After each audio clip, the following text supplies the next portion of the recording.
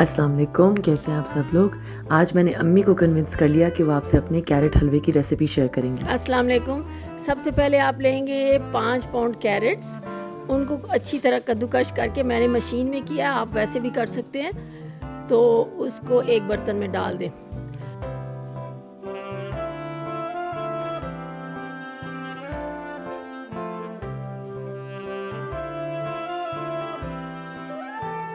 अब इसको आप एक बर्तन में डाल लें। अब एक कढ़ाई में आप 2 to 3 कप ऑयल, घी या जो भी आपको पसंद हो वो डालें और उसमें 10 से 12 इलायचियाँ कूट कर डाल दें। और ये जितनी कद्दूकश की हुई गाजरें हैं इनको इसमें डाल के अच्छी तरह भून लें।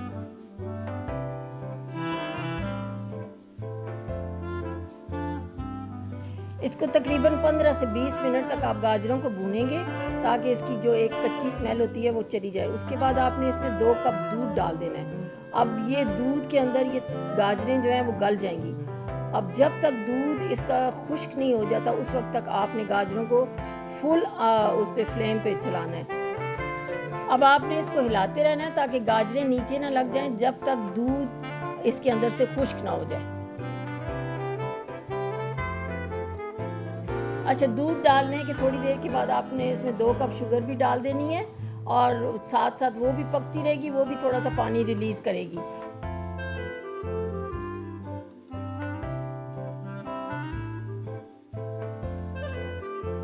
शुगर डालने के बाद आप इसको उस वक्त तक भूनें जब तक इसका ऑयल ना रिलीज हो जाए।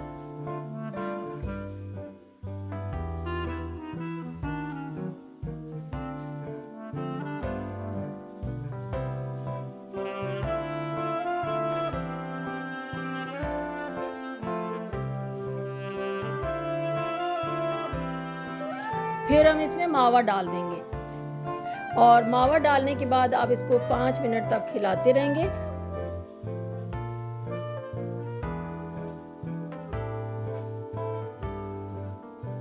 और उसके बाद आपने आलमंड्स छील के उसको हल्का सा ऑयल या घी में फ्राई करके वो भी इसके अंदर ऐड कर देंगे।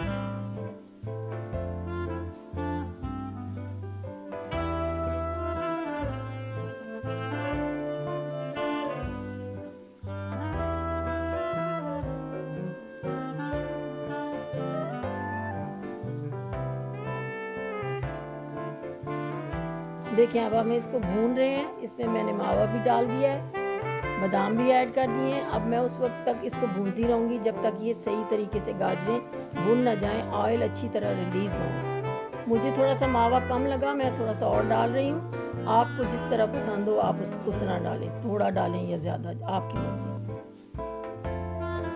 यहाँ हमारा हलवा तैयार हो गया है। आप भी ज़रूर ट्राई कीजिएगा और हमें कमेंट्स में बताइएगा कि आपको हमारी रेसिपी कैसी लगी।